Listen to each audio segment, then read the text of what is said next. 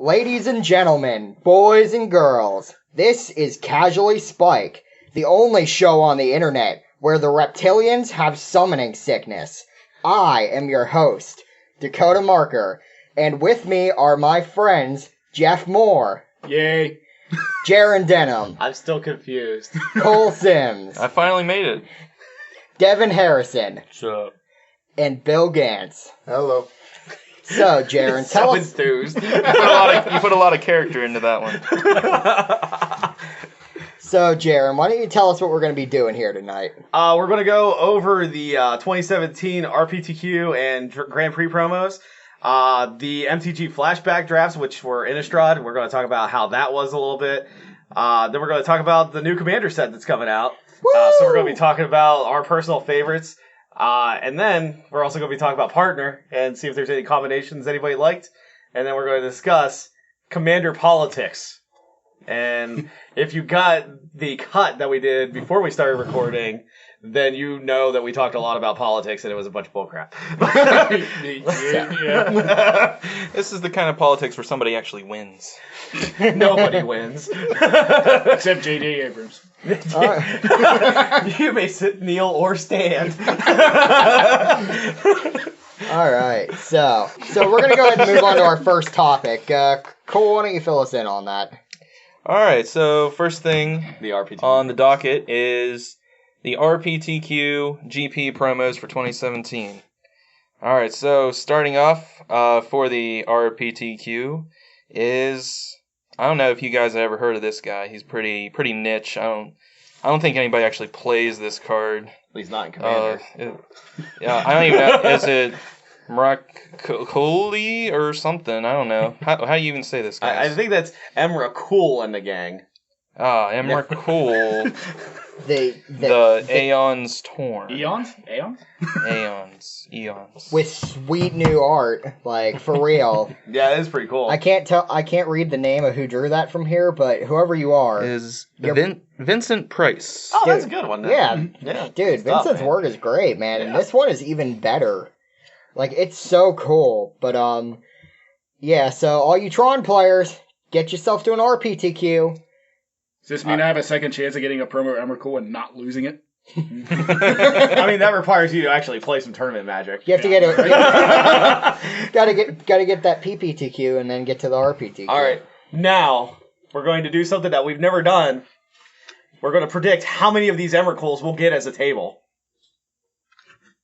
All six of us combined, how many Emrakuls are we going to get? You mean 5? Okay, yeah, because you don't play tournament magic. You don't even play magic anymore. Why are you even here? No. If B-Dubs will, let me have a weekend off. I mean, just come work with me. You won't have that problem. I know, right? All right, so I'm gonna put my money on me getting about 0. That's fair. Devin? I'm going to try to get 1. Bill? I have no idea. I'd like to get one, but doubtful. If I want one, I'll just order one off TCG Player. Card's garbage. It dies to 15 squirrels. You're not wrong. 15 squirrels with reach. Actually, you need 21 squirrels. That way you can sack 6 of them to it. That'd be blocked. I'm going to go for the house. I want 4. Wow. Yeah. So we got 5 as a table. You got loftier ambitions than I do, but you know, to be honest, even if I got one of these, I don't even know if I'd keep it. I'd never trash it. Yeah. I need to pay for that RPTQ promo trip. Let's just say if I got this on Hearthstone, I would dust it because 1600 dust.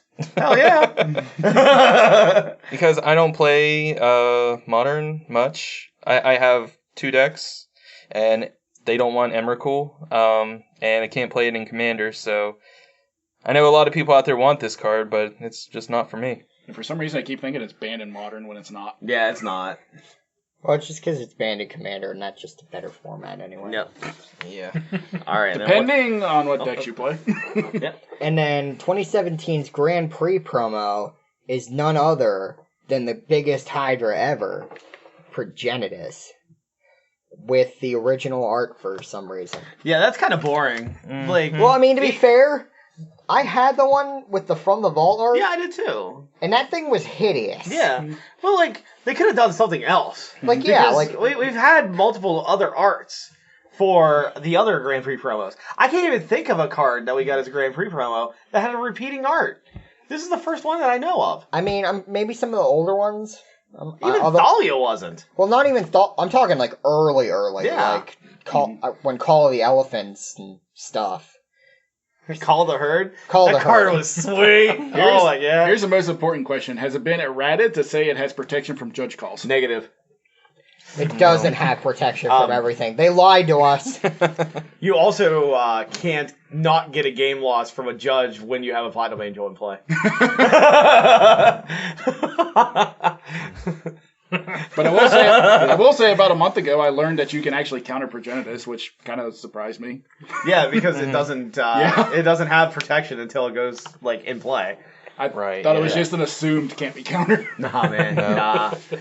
Nah, bro. Just so good. No. That'd be pretty. It's pretty good. No, that's not good. I mean, yeah, it costs all the mana, but in case you're listening, you don't know, Progenitus costs 10 mana. You got 2 of each color there. Protection from everything. His colorless a color. Oh. The number one most popular question asked during Battle for Zendikar block. Wasn't it during just Oath of the Gatewatch? Can I converge for 6? No, shut up. Go sit Get out of here. 2 of each color. Wooburg. It's a 10/10. It says right on the card here, protection from everything. We're not. That's literally the words on it. You know. And then if Progenitus would be put into a graveyard from anywhere, reveal it and shuffle it into your library instead. And it's a 10/10. It was a pretty sweet card. Yeah. It was a really sweet card. I never got the opportunity to play with one, but I would like to. Did it get played in Standard back in the day? No. I know I had it in Draft one time, and I made sure I played at least 2 of each basic, just to like maybe be able to cast it. And I ended up winning that draft by actually dropping the Progenitus on 10. And, I remember every single time I drafted Conflux after that, I played 2 of each basic just to bluff the Progenitus. Nice. And it was totally worth it because I played 5 color anyway.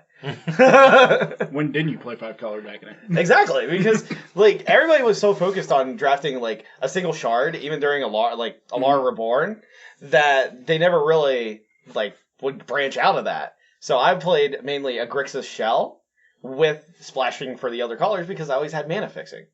And my favorite thing I think I ever did in that format was I got double Path to Exile one game. I got ramped into a turn 5 Cruel Ultimatum. Wow. Seems alright. Seems good. It was pretty fantastic. I won that game. I won that draft. I would hope so in Limited. Yeah. Cruel Ultimatum. Yeah. All right, and do we want to move on to the other limited format that's coming up? Well, actually, it started Wednesday. Sure, why not? Magic Online flashback drafts have started, and we're in Innistrad. Man, like, this makes me wish that Moto wasn't, like, buggy as all get out, because I would love to do some Innistrad flashback drafts. Yeah, I was thinking about doing one the other day, but when I started out 3-0 in that league, and then I played against Ponza 2 times in a row, I decided to not play any more Magic Online, because it was the same guy twice in a row, and I lost to the Shuffler. So I decided that it wasn't a good idea to like spend $14. RNG giveth, RNG taketh. Mostly taketh. I have a confession to make. I have never drafted on MTGO. That's fine. Neither have I, so. I did one time, and I was so bored for the initial 3-pack draft. I was just like, we get to game 1, and I was so brain dead. Like, can I just go 0-1 drop, please? See, what was really cool is since they started doing the draft leagues, you actually are able to draft and then build your deck, and you could like go do something else, and then you can come back and do your rounds whenever you want, as long as that league's going on. Mm-hmm. Like I actually took 2 days between the start of that modern league I was in to finish like that. So I did 3 rounds at the beginning, and I 3-0'd really quickly. And then I took a day off, and then I came back and lost to Ponza twice in a row.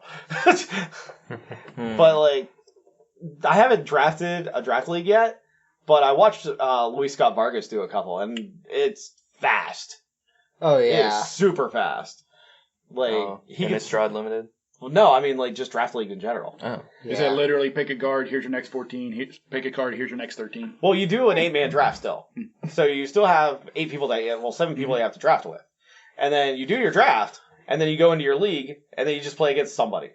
They don't have to be in your pod. They don't have to be like anywhere near your pod. As long as they're in that league, you play them. Their answer to Hearthstone. Yeah, good old arena. To get faster games. Yeah. Whenever I think back to Innistrad Limited, I remember the first pre-release I went to. It was actually the first sealed event I won. And I can easily credit it to one card. I opened Olivia Valderin in my pool. I remember that. Yeah. I didn't do too much. What about that seal we went to for the 8th edition release? Oh, Yeah. man. Yeah. The only Tangle draft Bloom. The only draft I remember was the one that we did. I think it was in New Martinsville. I didn't do that great, and went up to St. Clairsville. Josh Milliken looked at my deck and says, "You should have built it this way because you had the game-winning deck." I was like, but it was blue. Yeah. Remember when he got really salty because I drafted Treveri's deck and I had to leave? During Zendikar. Well, yeah, it was Zendikar. No, it was Eventide. No, it was Zendikar. It was Zendikar because you passed me 4 Glazing Clay Hearts. Yeah, I ended up building, I think it was black-white. Yeah, he passed me 4 Grazing Glade Hearts and 4 Harrows. And I had the ultra aggro deck at the table. Then we play tested. He absolutely crushed me. He had to leave. I had to go against everybody else. The only way I won that was literally surviving everybody's damage thanks to Harrows and land drops, and then just waiting until I got Sphinx of Lost Truce and just keep beating them for 3 every turn. And he actually ended up playing Treveri in the finals with that deck. No, I played Scott. Oh, I thought it was round before. That's yeah, what it Treveri was round. I forget who was round 1. Treveri was round 2. I beat him. Milliken was round 3. Got salty that I beat him, and then I beat Scott Archbold, and he got salty too, mostly because it took like 20 turns for me to finally get there. I mean, you built the deck right. Yeah. Hey, doesn't matter how long it takes, as long as you win, right? That's right. That's all that matters. But I was watching some people on Twitter post what they pulled out of the flashback draft so far. And Pack One Pick One, first draft, podcaster from the girlfriend bracket, pulled a Liliana. Okay. Yeah. I was like, Seems what? Like, that's so dumb. That's a good way to keep on going. Mhm. Like, that's a good way to start and then try to do like 6 more drafts. Yeah. That'll get you there. Yep. I'm going to assume you cannot redeem Innistrad. That is correct. Okay, so do we want to go ahead and start talking about the wonderfulness that Dakota is really excited in? I'm not gonna lie, I'm very, very excited. Like, I might go on a roll for a little bit. I'm not You're even... bouncing in your chair, and I don't see you do anything like that. Alright, well, since I guess we're leading into it. Commander 2016, The Rise of 4-Color Generals is here. We got the full deck list today, And we and don't have to break the format with the Nephilims anymore. We don't have to break the format anymore because not only did we get 5 new 4-color generals, but we also got, I think they calculated it like 215 new combinations of generals Sounds about through right. the partner mechanic, where you buddy. can take 2 commanders that both have this partner ability and play them both as your like commander for your deck, and your deck is all the colors that both of them are. So basically, there's a lot of interesting cards here. Like, they've got a lot of good reprints that we'll talk about here in a little bit, but like, there's a lot of new cards that do some very interesting and very dangerous sorts of things. Like, just starting off the top, probably my favorites among them are the non-green commander, which is Brea Ethereum Shaper, the non-white one, which is Yidris Maelstrom Wielder. Does that card go in Nick Fit? I'm not sure. I don't know what Nick Fit is. Like, the non-blue one, which is Saskia, the Unyielding.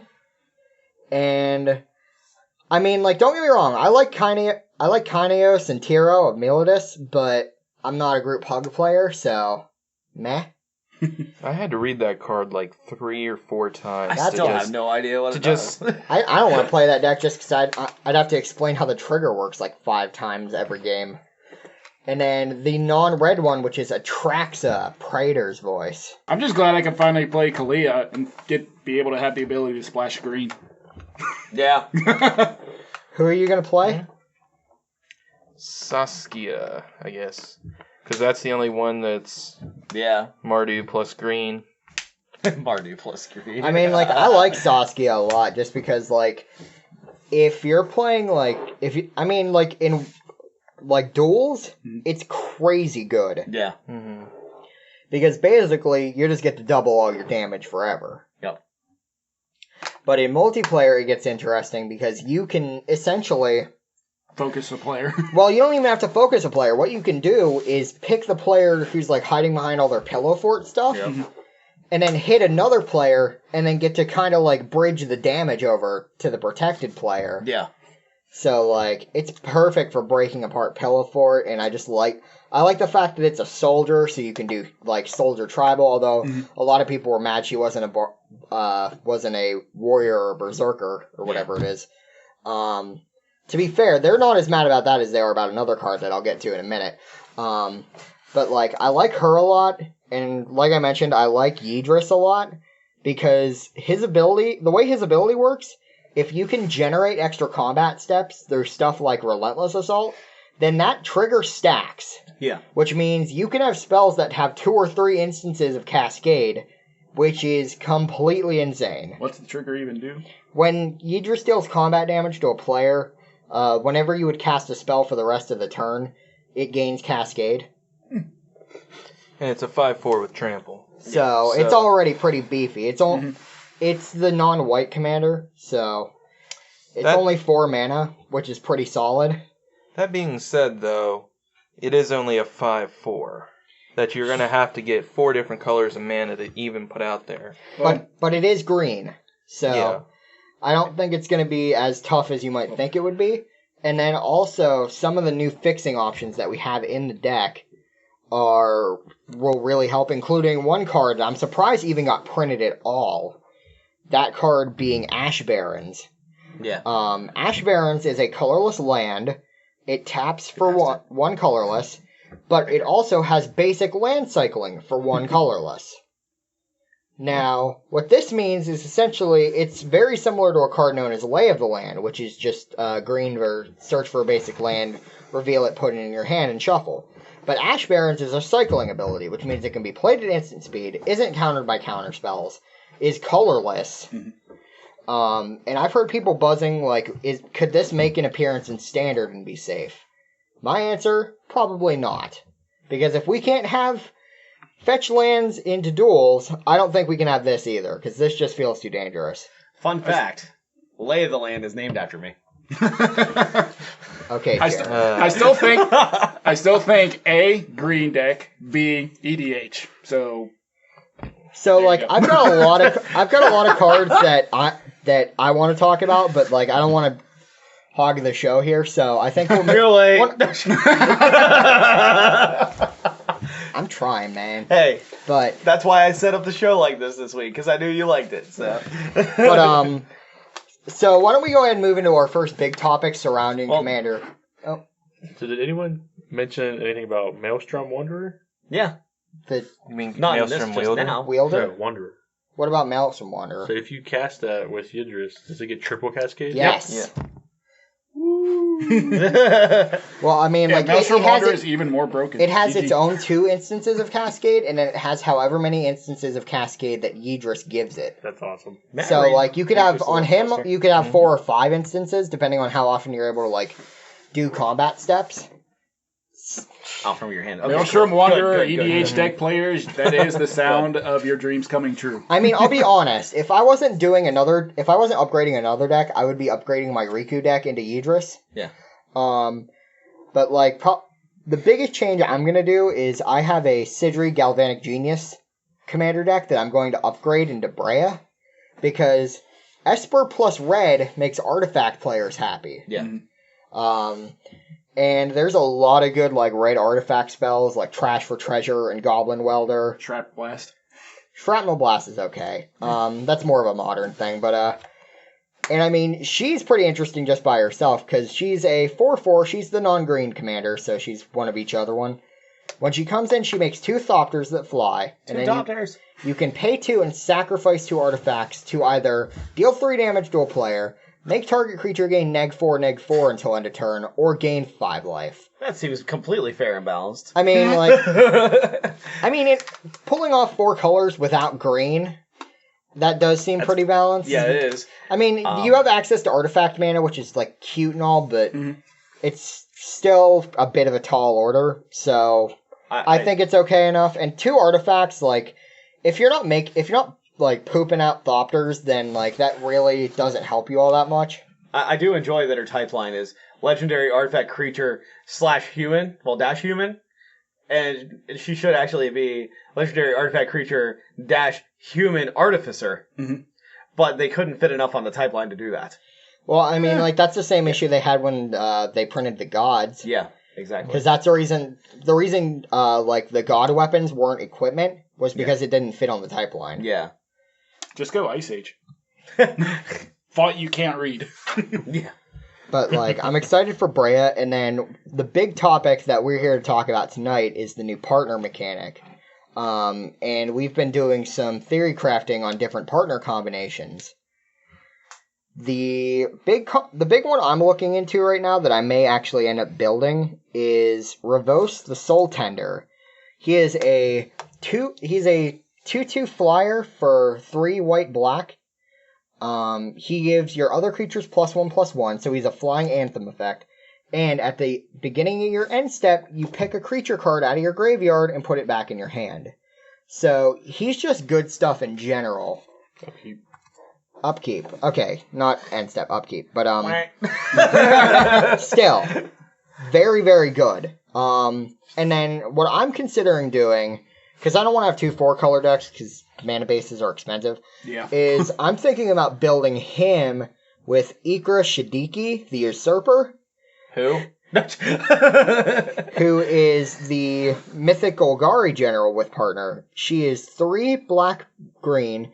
She is a 3/7 menace that whenever a creature you control deals combat damage to a player, you gain life equal to that creature's toughness. AKA Butt Link. Butt Link. Ikra Shadiki. Yeah, I think they lived down the hall from me in college. Well, so for this pseudo binding to work, do both dudes have to have it or just one? Yes. yeah, They both have to have partner. If they both have partner, then you play them both. Yeah, but essentially in the deck I was gonna do is kind of like a Dorian Tree Folk type deck where you just have a bunch of guys with huge toughness and low power and you just like take advantage of it, and then Ravos is just extra value on top of that. But like, there's a lot of other interesting generals too. Like the I like the new Boros options. I've heard some people gripe about, but I think they're better than other combat, like Boros combat generals in their colors. And the one general that everybody is effectively losing their minds over because of how not much this character it is Ludwig Necro Alchemist. Yeah. Now, Ludwig is 1 blue-red, which is what people were kind of expecting him to be the non-white or the non-green general, which I could see, but I was like, I don't think so. It just sounds too complicated for him. And he is a 1/4 human wizard. At the beginning of each player's end step, that player may draw a card if a player other than you, the controller of Ludwig, lost life this turn. What about a Necro Alchemist is that? Pain draws cards, obviously. he has Necro. Necro for other people, apparently. But I don't like this card at all. Yeah. Doesn't Thermal Alchemist deal 1 damage to each player? Something. Well, I know Nin, the Pain Artist, essentially, is deal X damage to a thing, and then its controller draws X cards. Well, I think that which I think is just better than this card. I think you just play Thermal Alchemist with Ludwig and just go nuts. Because you just play, I don't know, Lightning Bolt or some other goofy thing like Una's Grace and just ping the crap out of everybody and draw 3 cards. I mean, but you only draw 1 card per turn. Yeah, which is fine. If you're playing a commander pod of 4 people, you play your Thermal Alchemist, you tap it, deal 1 damage to everybody, and then you Una's Grace to untap. But I mean, I just don't know about Ludwig. I think I know Mark Rosewater's been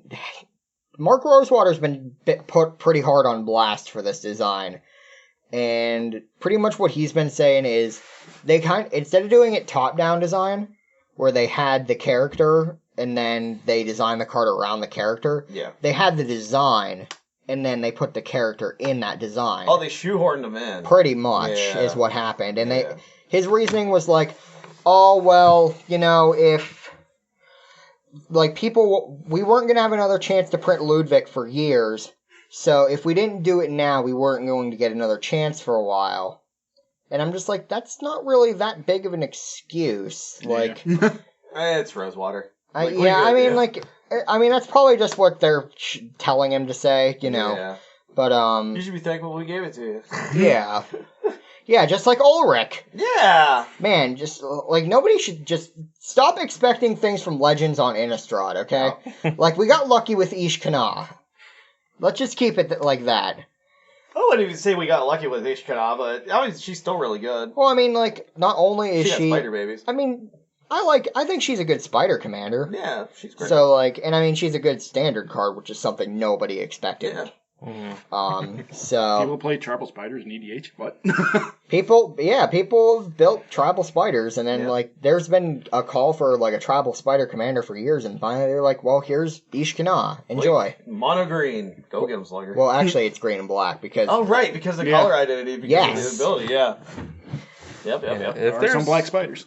If there's a type, it can be built. I play tribal snakes. Well, but we had an entire tribe in Kamigawa. And they just got a commander last year in Cassetto. Yeah. Yeah, he's green-blue. But I don't know. Snakes are green-blue. But then you could play not Crozen, Bounding Krasis. That's kind of like a snake, isn't it? It's a lizard. It's like a lizard mutant or something. Chameleon Colossus is a snake? Yeah. You're not... Oh, well, Cassetto, you do get another snake in Mistform Ultimus. Yeah. You also get another snake in Changeling Colossus. Or Changeling Titan, that's what it's called. Yeah. So, I'm looking through these partner cards. There's only really one I'm interested in, and that's Vile Smasher the Fierce. You took mine. Should have been... Sorry! I'm so sorry! Kill you. Strike one. Vile Smasher the Fierce, he's a Goblin Berserker for 1, a black, and a red. It's a 2/3, and he has, whenever you cast your first spell each turn, Vile Smasher the Fierce deals damage equal to that spell's converted mana cost to an opponent chosen at random. Now, I really like this effect, and I do want to play him. Not as commander, though. I would probably put him in the 99 of my Karavek the Merciless deck. That seems good. Yeah, because Karavek the Merciless is already throwing damage around everywhere. Everybody already hates that deck, so why not just make them hate me a little more? More than mine? Just drop Kalia and just drop, Dragon Tyrant. I've been a lot less, I've been put a lot less on tilt by Kalia ever since Narset showed up and ruined everything again.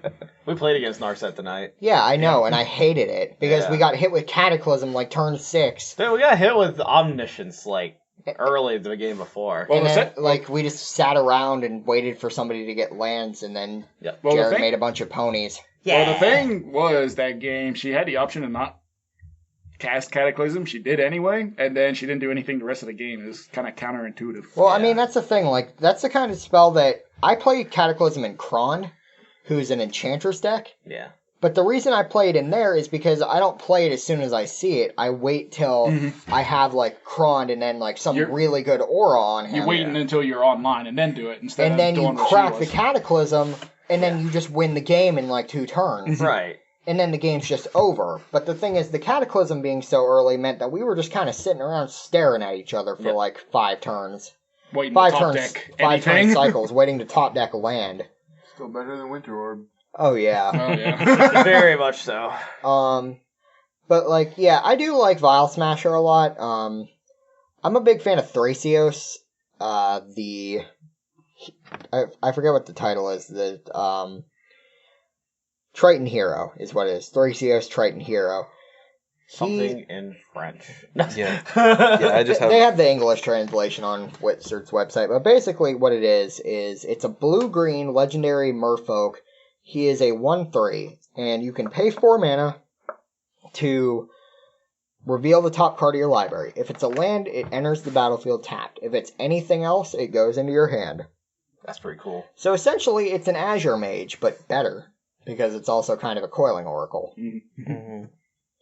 But I like him a lot, and if I wasn't gonna build the Obzon build I mentioned earlier, I would probably build non-red with Ravos and him, just because he is a huge mana sink that just never stops being good. And him being so cheap means he's pretty low on the threat radar. My thing is, for the 4-color generals, I would probably go non-red and go with Atraxa. Just because, like, that card looks freaking sweet. Non-red Super Friends. Yeah. If I had an infinite budget, I would build her as non-red Super Friends. Yeah. The other thing, I don't know if I've ever told you guys this, but the reason why I stick with 1 to 2 color EDH decks is because I hate having too many options. Yeah. And 3 and 4 colors, and then even 5 are like way out there for me. But I am still looking at maybe playing 2 partners to build a 3-color deck. Jaron needs structure in his life. I do. Well, then there's also the fact that if you play a 5-color general, you're just automatically assumed to have like a turn 1 win somewhere. Yeah, and I don't want to do that because that it's a casual format, you know? Like, sure, every once in a while that's fine to get a turn 1 win, but like if you know where it is, like that's not fun. Yeah. Well, if you're good at like Gen Con where it's somewhat competitive and you win and basically move on to the next pod, you're playing all the 5-color decks that have turn 1 wins 80-90% of the time. Yep. Like, what are the other 3 guys going to do? Just sit there and just twiddle their fingers and be like, okay, you That's win. about right. I paid my $5, so I guess I just scoop and go on. There was a commander event down in New Martinsville, and Levi accidentally won because he played Power Artifact on turn 4 and milled both of his opponents out. Yeah, but I mean, even outside the Commanders, some of the new cards that they've printed for this set are actually really cool. I want to go first because I want the one. Since I If it stole starts his with other a one. B, no. No, it starts with a G. Okay, go for it. Grip of Phyresis. Oh my Oh god. my god. I love, like, the effect is cool, so do you want to read it, or do you want me to read it? I'll read it. Okay. It's 2 and a blue for an instant. At uncommon, this could be relevant later. You gain control of target equipment, then create a 0/0 black germ creature token and attach the equipment to it. It makes a germ when it doesn't actually have a germ. It turns it basically turns an equipment into a living weapon, and I just love the art on this card, which is Body like and mind. yeah, it's a little Phyrexian bug hand thing that's wielding the sword of body and mind from Scars. Now, I think the best part of the card, though, is the flavor text. Cole? Even your blade knows who will triumph here. That's so brutal! I think my favorite bit of flavor is the fact that they chose the one sword that beats Infect in Modern. Yeah. And it doesn't even do that much of a great job at it either. I know everybody was down on Sword of Body and Mind whenever it was in Standard. And I played it, and I was very happy to play it. I played it against those people that were playing the, what is that? Valakut decks. Yeah. Because I would play that thing, everybody's laughing at me. I then equip it to that little core guy that gets double strike whenever he's equipped.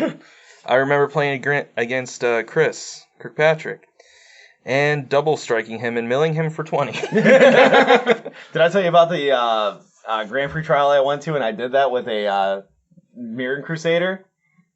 I was playing against Splinter Twin, and I double striked him with the Sword of Body in Mind because I just jokingly played like all of the Phyrexian spells I could, and then I played like 1 Body of Mind, 3 Feast of Famine, and a War and Peace just to like edge it out, you know. And I smacked this guy with the Mirren Crusader, and he milled 20. I hit 2 Splinter Twins.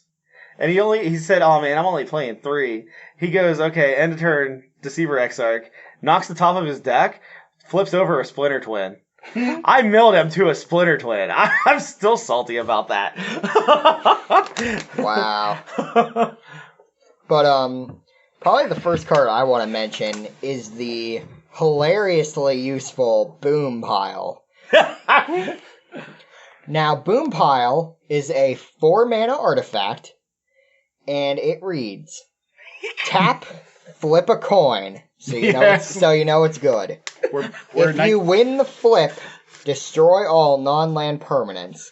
And the art is a picture of a goblin with a pile of explodey things. Fuses? We have more than enough. Now, which one was it? There's a bunch of explodey bits and pointy bits, and it's Flipping coins. We're back to 1999, boys. So, similar to Navindriel's disc, which I feel like this card may have been based off of, this card does not read tap, sacrifice this artifact if you win the flip. Which means if you can find a way to give Boom Pile indestructible, say through Darksteel Forge or Soul of New Phyrexia, which is reprinted in this set, and I would not be surprised to see it in that deck actually. If you can find a way to give the Boom Pile indestructible and get it to go off, it will not destroy itself, which you can use to make some very lopsided board states to your advantage. And I just love like the flavor of this card and what it does and how cool it's going to be. And since it doesn't enter in tap, it means you can take a chance on it either immediately or like threaten. Because in Commander, I know a lot. I use Navindriel's disc kind of as like a trap because I'll wait till stuff starts looking really bad and then pop the disc. But here, even I don't know when it's going to activate. Like, I just have to take a chance on it. Now, here's the real question. With the Boom Pile, like, do you just scream, like, random things as you're playing it? Or, like, do you just, like, play Crux Thumb and try to play Chance Encounter with it, too? There you go. Now you're talking. I mean, Coin Flip Tribal would be a fun deck, I will admit. I'd get tired, though. You also need to play Goblin Kaboomist in that deck, too. Oh, yeah, Goblin. Yeah. Well, yeah, Goblin. I got a foil one for you if you need it. I mean, if you're gonna play this deck, though, you have to play the only card I think that made it out of Unhinged and into Real Magic, which is Goblin Game. No, Baron Glory made it, which was the Cheese Stands alone. True. I still don't know how Goblin Game works at all. I just grab a bunch of dice and hope I won. Yeah, but so there's that, and then I also really like Deep Glow Skate. So Deep Glow Skate, it's that card's busted. Oh my gosh. It's 4 and a blue. It's a rare. It's a 3/3 fish. Fish. When it enters the battlefield, you choose any number of permanents and then double the counters on them. That card is part of the reason why you have to confirm on Cavernous Souls, fish or merfolk. Yeah. Okay, so judge question. Deep Glow Skate. I can double my opponent's infect counters, right? No. I didn't say what it was. That's right. So don't try it, folks. It's not a permanent. It's on permanent. Technically, you're a permanent, but not really a permanent. Nah, you can be removed from the game pretty easy. Especially when also means you can't double your experience counters as your players, because I know you're going to try it, and you can't double your energy either. Alright, so we got to talk about Magus of the Wind. Oh, yeah. Magus of the Will is 2 and a black. It is a human wizard. It's a 3/3. You pay 2 and a black, tap, and you exile the Magus of the Will. Until the end of your turn, you may play cards from your graveyard, as though you were playing them from your hand. If a card would be sent to the graveyard this turn, you exile it instead. Now, this is an obvious... They've been doing, like, new Magus cards ever since last year, where they had Magus of the Wheel, which was Wheel of Fortune on a dude. I think they reprinted it this year, didn't they? I'm not sure if they did or not. Like, the Hellkite that does kind of the same thing is different, but, No. The Magus of the Will is a reference to a card known as Yawgmoth's Will. Also known as Yawgmoth's Win. Which because he just kind of won. A lot of play in Legacy. Now, is this Legacy playable? No. Not at all. But it's very... I believe... Isn't Yawgmoth's will banned in Commander? My phone is in the middle of being used for recording, so I don't know. I'm using this random person's phone. Or wait, no, that's Yawgmoth's Bargain is the one that's banned. Yeah. Yeah, I knew Bargain was because... No. It's better than Necro. Don't. Let's see. It costs here. double Necro, but it's still better. But I mean, like, having access to another essentially copy of this effect is huge for certain decks, especially recursion and stuff. And I like the art where the person in the art has the original, like, Phyrexian Yawgmoth mask instead of, like, the new Phyrexian stuff, which I think is a cool little throwback. Yawgmoth's Will is banned and everything except for Vintage and EDH. Yeah, so it is good in Commander. Oh, it's also good in Dual Commander, which doesn't matter. But not tiny leaders, so I'm sorry, folks. I'm going to go and assume that I probably wouldn't be able to get a card out of my yard from a Kalia trigger because it says play and not place. Yeah, that's different because it references a specific zone. Yeah. Fairy Artisans. Ah, yes. Oh my god, this card. Well, it already says fairy, so I know it's kind of cancerous. 3 and a blue. It's a creature fairy artificer. See, there we go. Artificer, like at the top. It's a rare. Again, could be relevant. Flying. Whenever a non-token creature enters the battlefield under an opponent's control, create a token that's a copy of that creature, except it's an artifact in addition to its other types. Then exile all other tokens created with fairy artisans, and it's a 2/2. So essentially, it lets you... Whatever the last creature they played is, you get a copy of, and then you also get a copy of all their enter the battlefield triggers. I will take an artifact Tarmogoyf. That is fine. I like that. If somebody's playing Tarmogoyf in Commander, they've not made good decisions. They have not, because it's only a 2-mana 4/5. Yeah, but it's not that great. Like, at least, what is it? Sarah Ascendant. Sarah Ascendant gains you life and flies. See, that card was actually one of those cards I stopped playing in EDH because I felt it was not fair. 1 mana 5/5. Every single time I played against Ed Fender up at Washington, I would always end up having the foil Sarah Ascendant on turn 1. Wow. Yeah. 1 mana 5/5 seems good. He would cut my deck and everything, and I'd be like, I'm sorry, Ed, just slam it on the table. And just glare at you. Yeah, he'd be like, you have it every time!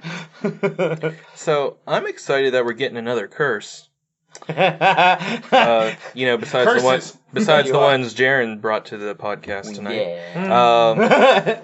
Hey, it was only once. I'm wondering why there's a lightsaber on the art, though. Because why not? Have you ever seen Execution Sentence on World of Warcraft? Nope. Okay, so what it is paladins have this really cool ability that's an instant cast. And the thing that they're targeting gets a nice little hammer that's floating above their head, and it's slowly going down on their head. And eventually it hits them, and they take a ton of damage. That's effectively what that lightsaber's doing. Except in Legion, it's complete garbage. You never spec into it. Yeah, it's pretty bad now. But it's It makes me sad, Panda. Curse of Vengeance. It's for a single black. Enchantment or a curse. Enchant player. Whenever enchanted player casts a spell, put a spike counter on Curse of Vengeance. When enchanted player loses the game, you gain X life and draw X cards, where X is the number of spike counters on Curse of Vengeance. I can't wait for somebody to just be like, well, I can't win this game, so I'm going to storm out and play like 60 spells, and I'm going to kill myself, just so I kill you too. I think this is just extra tech for you folks with your Blood Tyrant theme decks out there. Oh, man. Well, the good news is Blood Tyrant's getting reprinted in this. Yeah. Oh, it is? Yep. I didn't even know that. Well, while he's looking for that, I've got another card I want to bring up that's completely hysterical. Cruel Entertainment. Yeah. Is 6 and a black. It's a sorcery. You choose target player and another target player. The first player controls the second player's next turn, and the second player controls the first player's next turn. So you get to play you get to make Puppet Master. This is the funniest thing I'm I glad think you I've didn't- ever seen designed on a Magic card. I'm Like, glad you didn't say Master of Puppets, or else we would have gotten sued by Metallica. I want this in my UH deck now. and I love the art too because it looks like a really demented version of Mr. Rogers. Like this just strikes me as like the king of make believe. Is it too cruel to wish for a game where I can have enough mana to do Cruel Entertainment and then Scramble Verse in the same turn? It's at that moment I just get up and walk away. I was gonna say, calm down there, Satan. I just want to make chaos. What? But So does Jaren. yeah, like apparently. it's a very simple effect, but just imagining what can happen is beautiful. Like, But here's the question. Depending on how the board state was going, they could collude against it. true, They could be like, okay, so what was the play that you would have done here? And then they do it. true, and I mean that's totally possible. Yeah. But I've got a feeling that if you give the really like the behind player control of the strong player, Yeah. I feel like that's probably not going to happen. Well, that means you got to be either the weak player at the table, or you have to be middle of the road. You have to either Well, I be wouldn't not tar- winning. Well, I probably wouldn't target myself. I would like target the guy that's getting picked on at the table. Well, yeah. I'm And- saying like Yeah, your optimal place in this would be to either be middle of the road or at the bottom, yeah, because the person that's middle of the road is going to screw over the one that's top, the king of the hill right now. yeah. Yeah, and the king of the hill is going to do whatever he can to try to stay ahead. Mm-hmm. Yeah. Mhm. So, I mean, that's what it comes down to.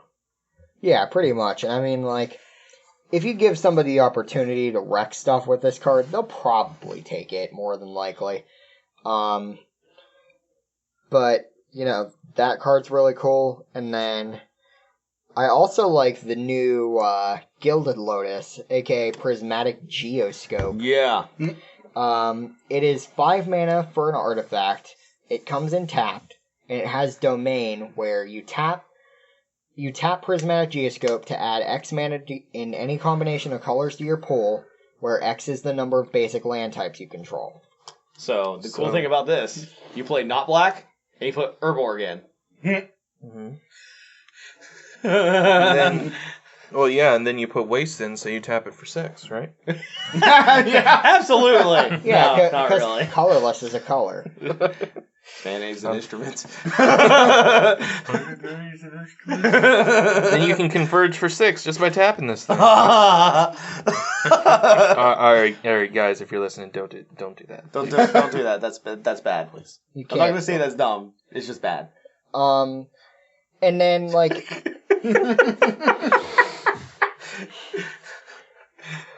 But yeah, and there's also some cards with there's also some new cards and some old cards with new art where the cards aren't that great, but the art is just hysterical on them.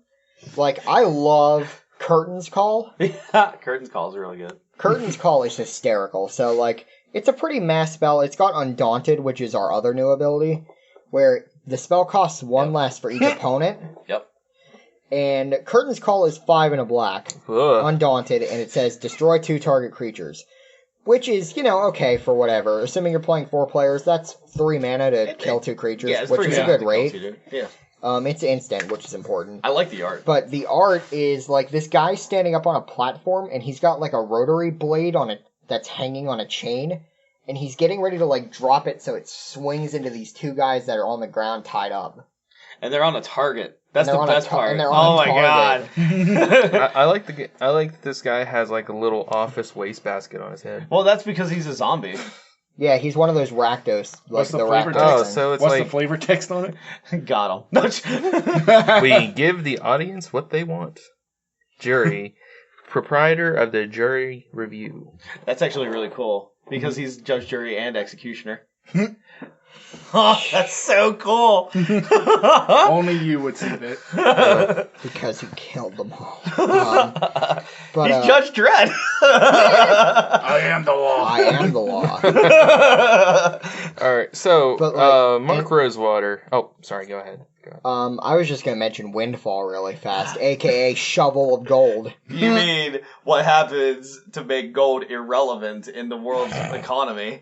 Yeah, so Windfall, like, this is a reprint. It's 2 in a blue. Like, each player discards their hand, and then everybody draws a new hand equal to the greatest number of cards discarded this way. And the new art is just like a lady looking mad as her whole town is, like, covered in gold coins. And she's literally, like, holding a shovel, dumping out, like, a shovel full of gold coins. Is those gold coins, or is that just corn pops everywhere? It's kicks. What if it's both? Now you're just being ridiculous, Jeff. Alright, now, Mark Rosewater, I'm sure you're listening. So I want you to do me a favor real quick. Do me a favor real quick. Come on, I've been supporting this game for a long time. I want you to do me a favor and print Selfless Squire so I can play it in Modern. Selfless Squire for 3 and a white. It's a 1/1 Flash Human Soldier. So, 4 mana for a 1/1. We're Power City right now, right? Well, it also has, when Selfless Squire enters the battlefield, prevent all damage that would be dealt to you this turn. Okay, so 4 mana for a 1/1 that fogs. Great. Well, there's something else here. Whenever damage that would be dealt to you is prevented, put that many +1/+1 counters on Selfless Squire. The champion of the Turbo Fog deck. Oh my god, that card is stupid! Holy crap! You want that for Sunday school deck, don't you? So, I just question, Jeff, how would you feel about this card in the deck you played against about 20 minutes ago? Well, no. Here's the key. This card is 4 mana, so do you know what that means? You go turn 4 Selfless Squire, turn 5 Lost in the Woods. Victory.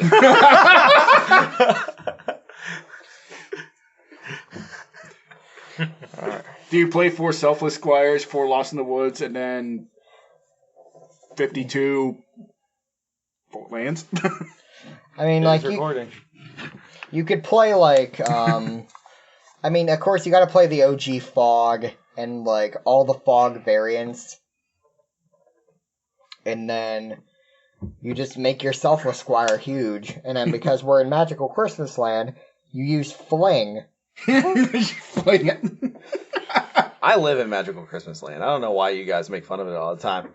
Speaking of Magical Christmas Land, what is the coolest card that we got reprinted? Well, I feel like pick me. What'd you get? What do you get? Sungrass Prairie. Wrong. Oh. You and I are gonna have different answers, so I'll let you go first. Well, whatever it is, it doesn't produce goats, so. Which is unfortunate. And I'm so sad we don't get anything that makes goats. We got... Well, actually, no. I think Trading Post got reprinted. Well. Oh, my. That just stopped you dead in your tracks. Yeah. Well, I think you're changing your answer if we have a Trading Post reprint. Well, I'm not seeing it on a spoiler, but if we did get a Trading Post reprint,